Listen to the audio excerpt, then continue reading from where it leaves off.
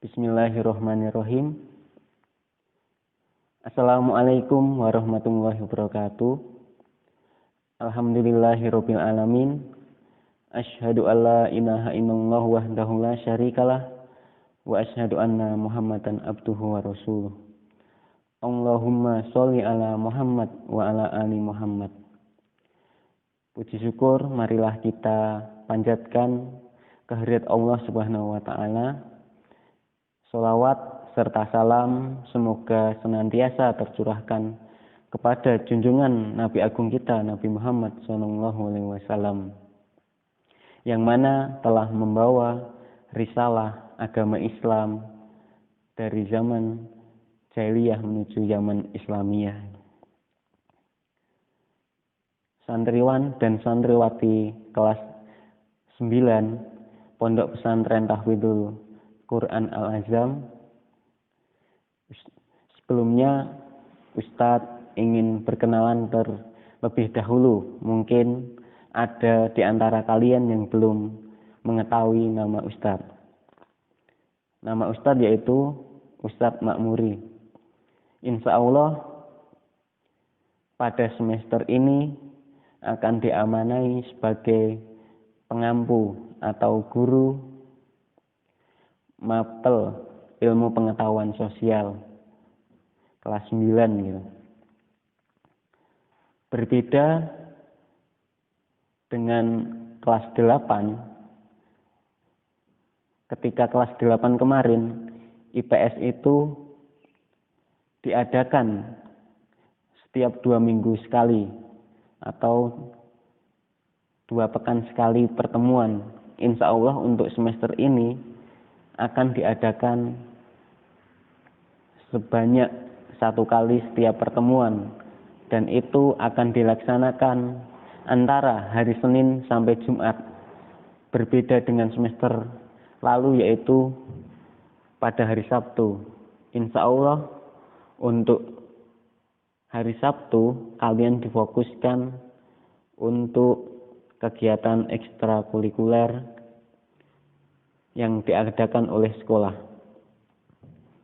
Santriwan dan santriwati kelas 9 Pondok Pesantren Tahfidzul Quran Al-Azam, kaifa halukum? Semoga kalian dalam keadaan sehat walafiat, baik-baik saja. Semoga kalian bisa menjaga kesehatan kalian gitu, karena kalian akan menghadapi kegiatan belajar mengajar gitu. Kemudian sekarang kalian berada gitu di tingkat akhir, tepatnya kelas 9. Ustadz harap kalian gitu bersikap lebih dewasa gitu. Kurangi kegiatan yang kurang bermanfaat, misalnya kayak main game atau bermedsos ria gitu, misalnya YouTubean seharian atau yang lain-lain gitu. Mulai dari sekarang gitu, manfaatkan sebaik mungkin gitu waktu kalian untuk belajar, untuk menghafal Al-Quran maupun untuk berbakti kepada orang tua di rumah gitu. Kemudian pada kesempatan pagi hari ini gitu, Ustadz ingin menjelaskan kompetensi dasar gitu yang akan kita pelajari pada semester 1 ini gitu. Semester 1 ini kita memiliki 2 kompetensi dasar, dan kompetensi dasar tersebut akan dibagi menjadi 2 bab. 2 bab tersebut akan diselesaikan selama 1 semester dalam 16 kali pertemuan gitu. Nah, bab pertama itu akan menjelaskan interaksi antar ruang negara-negara di benua Asia dan benua lainnya.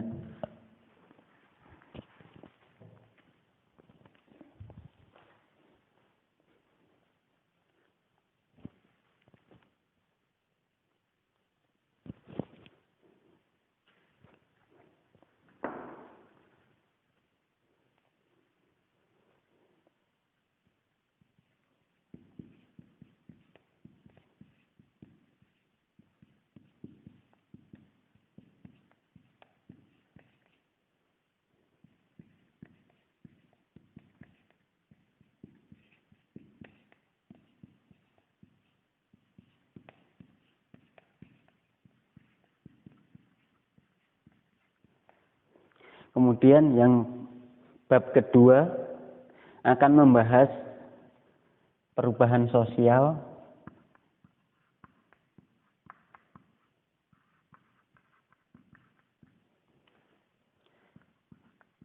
dan globalisasi.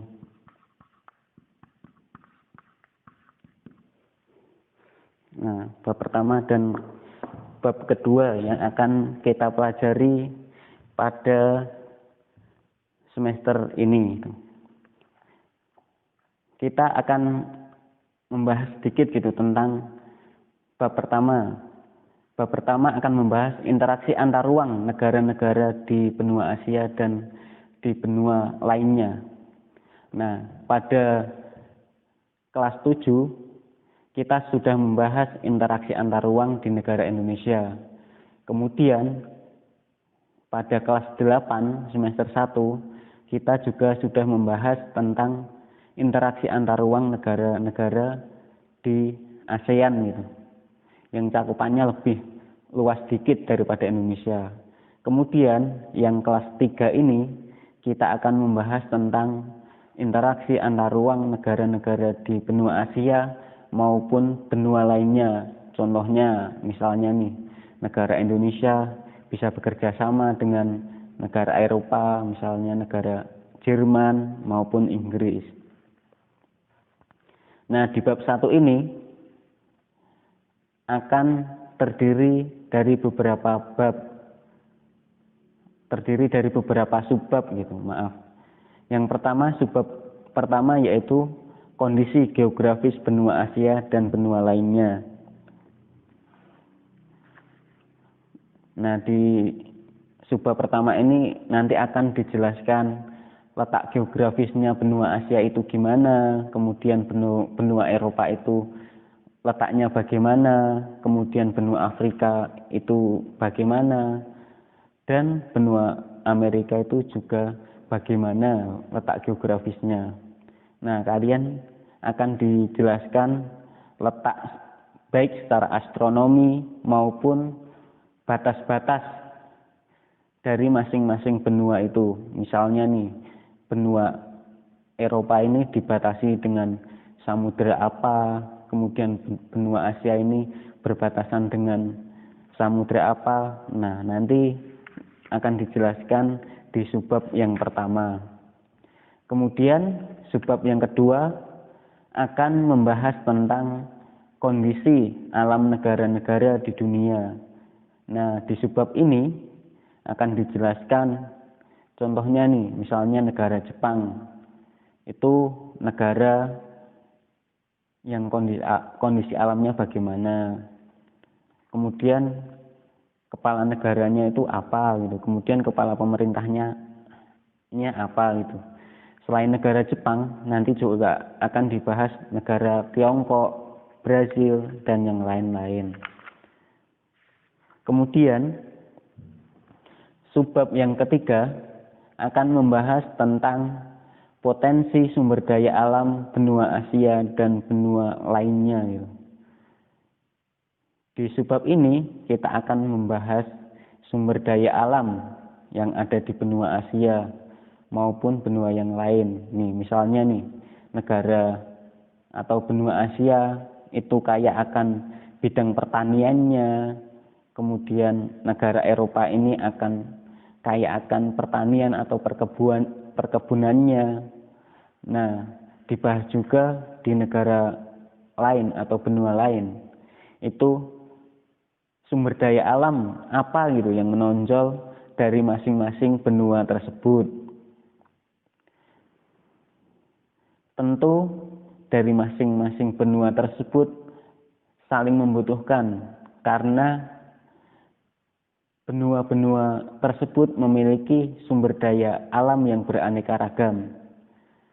Kemudian subbab yang keempat akan membahas tentang sumber daya manusia benua Asia dan benua lainnya.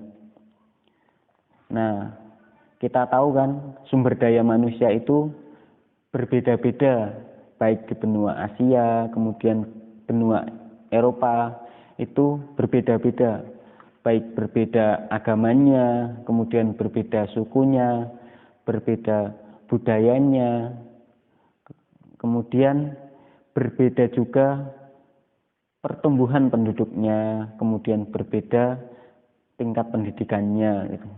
Tentu saja akan berbeda-beda gitu sumber daya alam manusia gitu. Yang ada di benua Asia dengan Eropa itu akan berbeda gitu. Kemudian subbab yang kelima yaitu pengaruh perubahan ruang dan interaksi antar ruang di benua Asia dan benua lainnya.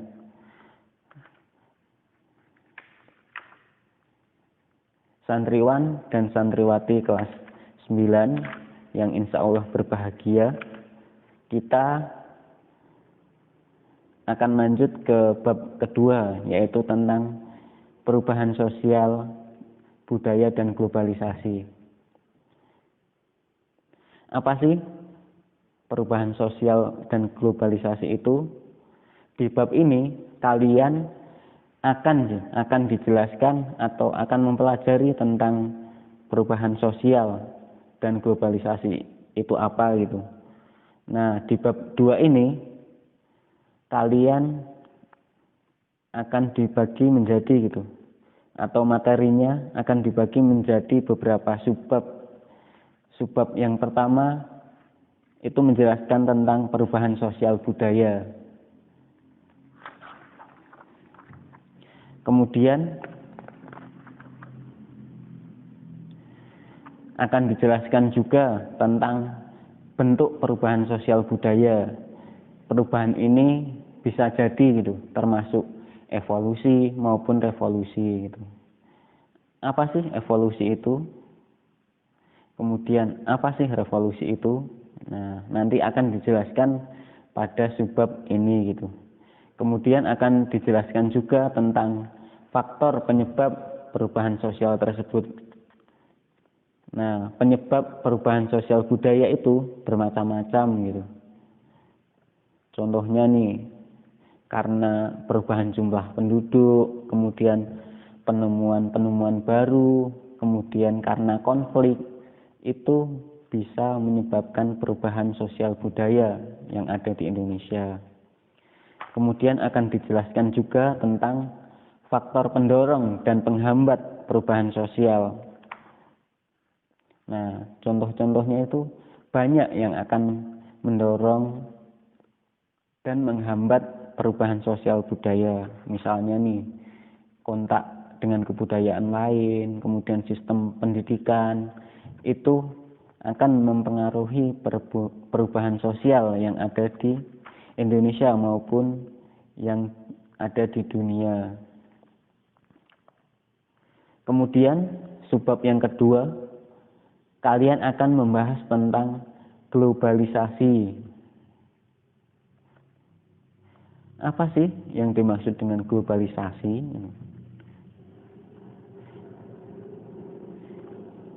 Donat J. Borduk menjelaskan gitu secara singkat tentang globalisasi. Globalisasi itu adalah peningkatan kerjasama manusia melampaui lintas batas negara. Misalnya nih, negara Inggris gitu, atau itu mempengaruhi negara Indonesia. Kemudian di subbab ini juga akan dijelaskan apa saja sih ciri-ciri globalisasi itu, kemudian bagaimana sih bentuk globalisasi. Nah, itu akan dijelaskan pada subbab yang kedua.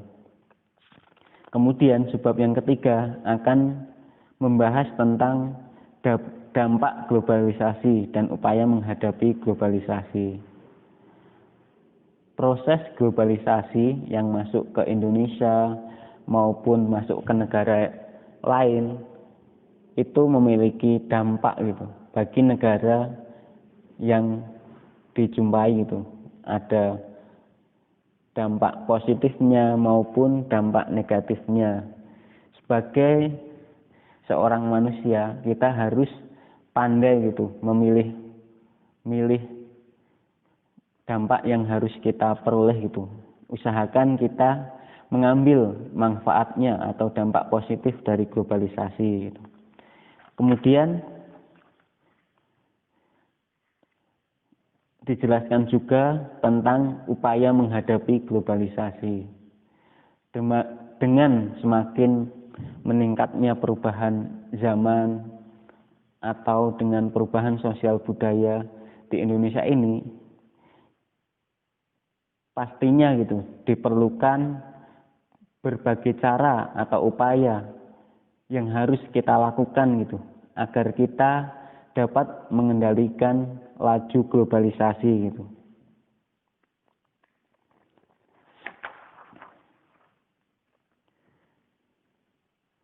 Kemudian Ustadz akan menjelaskan tentang kontrak belajar gitu selama 1 semester ke depan. Nah, kontrak belajar IPS ini secara umum sama dengan kontrak belajar mapel yang lain gitu, baik mapel dinas maupun dinia. Kontrak belajar yang pertama yaitu kalian harus mengikuti KBM minimal 80% dari jumlah pertemuan gitu. Kemudian yang kedua, kalian harus memiliki rangkuman materi. Nanti insya Allah rangkuman materi tersebut bisa kalian dapat, misalnya nih dari Ustadz nge-share video ini, kalian harus merangkum materi tersebut, atau ketika nanti pelajaran tatap muka langsung kalian juga harus memiliki rangkuman materi. Kemudian yang ketiga, kalian memiliki kepribadian minimal baik. Gimana sih cara agar kalian memiliki kepribadian yang baik? Salah satu caranya yaitu kalian harus mengikuti KBM gitu, minimal 80%, kemudian menyelesaikan tugas-tugas yang diberikan oleh Ustadz gitu. Kemudian kontrak belajar yang keempat yaitu kalian harus menyelesaikan tugas yang diberikan oleh Ustadz. Tugas ini bisa berbagai macam caranya, misalnya tugas soal-soal singkat maupun tugas dari via Google Form. Kemudian yang kelima yaitu kalian harus mengikuti ulangan harian, yang insya Allah semester 1 ini Ustadz ingin mengadakan 2 kali ulangan harian. Kemudian yang terakhir, kalian gitu wajib mengikuti PTS dan PAS, karena PTS dan PAS ini sebagai indikator gitu kenaikan kelas kalian maupun kelulusan kalian gitu. Santriwan dan santriwati kelas 9 yang insya Allah dirahmati oleh Allah, demikian yang dapat Ustadz sampaikan pada pertemuan pertama ini. Kurang lebihnya mohon maaf. Assalamualaikum warahmatullahi wabarakatuh.